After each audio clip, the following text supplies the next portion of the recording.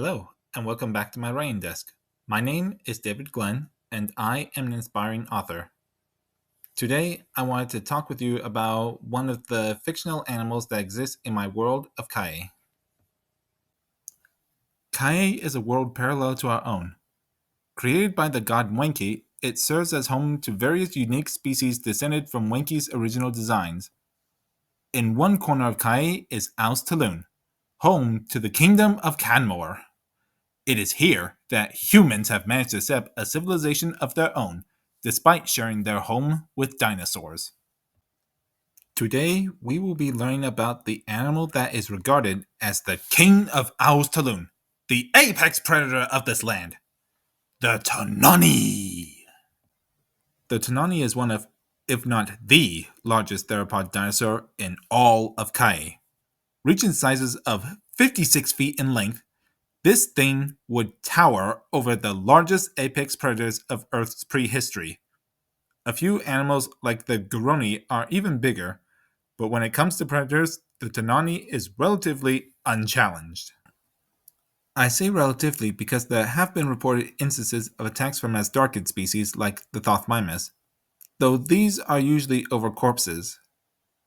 But since Tanani rarely travel alone, these attacks are rare, and so the Tanani remain the king of the savannas of Aos Talun. While we're on the subject, some of you are probably wondering, what is it that these animals eat? Tanani will eat various things throughout their lives. When they leave the nest and begin practice hunting, baby Tanani will commonly go after lizards, small mammals, birds, and insects. When they get bigger, they will hunt an assortment of other animals, including humans. However, Tonani will eventually grow out of this as their bodies demand more calories than humans can provide. It is around this time that they begin to hunt the largest animals around, settling into their role as the apex predator of Aos Talun. Mostly due to the less gravity, among other factors in its ecology, it takes slightly less time for a Tonani to reach adulthood than Tyrannosaurus rex.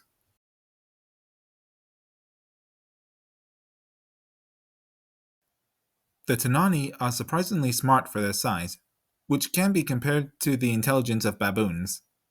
They are able to coordinate and strategize with their packs, and execute plans to hunt down prey. They are not particularly fast, as they can only move at speeds of anywhere between 15 to 20 miles per hour, so they need to strategize in order to get food. The Tanani have an impressive bite force. They can manage to bite down with a force of over 10,000 psi, the most of any animal in all of Caille. Their senses are nothing to laugh at as well, as the Tonani has an excellent eyesight and can see up to almost 10 kilometers away. Their sense of smell is also sharp and can find just about anything, even if the prey relies on camouflage. The only way to escape is to make sure you are coated in some revolting smell so the animal can't track you. Tonani often form family groups or packs, with a dominant male and a female or two and their hatchlings. They usually don't range over 5 adults, and packs can include all the hatchlings that run around. All the Tanani are caring parents and will raise their young as a group. Usually hatched from clutches of up to 15 eggs, it's not uncommon for only 5 hatchlings to remain after the first year. Hatchlings will stay with their parents until they are able to hunt on their own, and then they set off to form their own packs. Sometimes parents will drive them off, especially if they are expecting a new clutch to hatch, or there's not a lot of food around. The hatchlings that are driven off often find themselves in a position they are not known for, being prey. Specifically, they find themselves on the receiving end of a tradition of the Shokobwe known as the Dorima, or dragon hunt. A band of youths accompanied by seasoned adults will venture out and hunt young Tanani. There are a variety of reasons for the Shokobwe to do this. One is rooted in their belief system. In their culture, the Tanani is a symbol of power and strength, and by hunting them, the people prove themselves to be courageous. Another reason is to help keep the population under control and avoid the Tonani's numbers from becoming overwhelmingly large.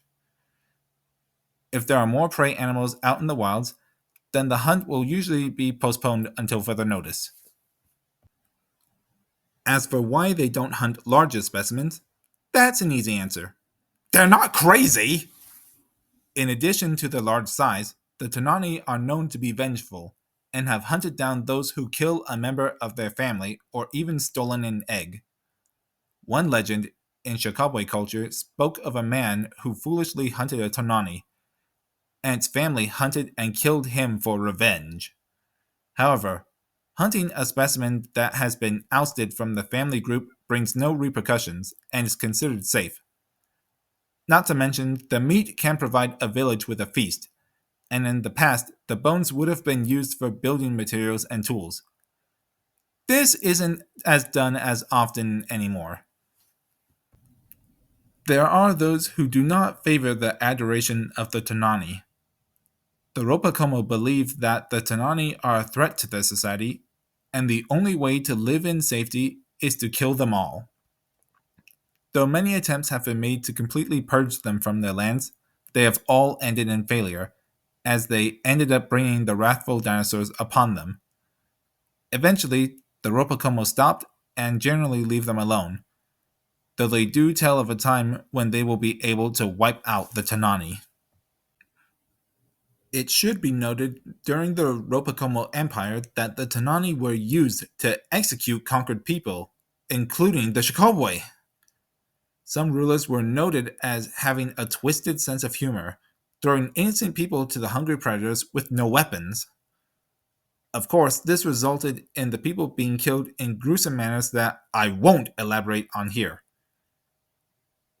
You can say that the Ropakomo Empire had methods that were in poor taste. Sorry.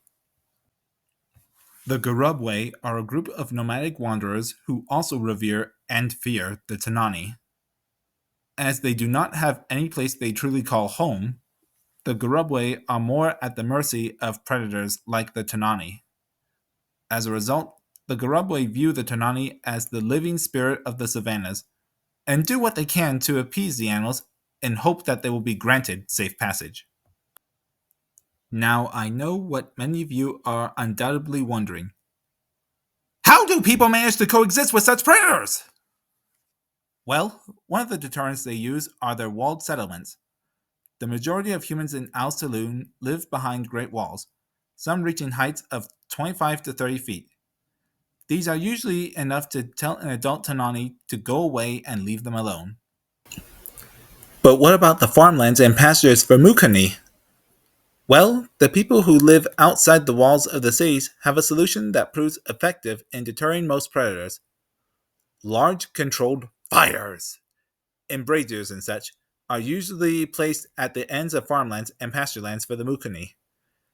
Efforts are made to keep the fires from going out of control, but if a Tanani sees a fire burning, it will usually turn the other way.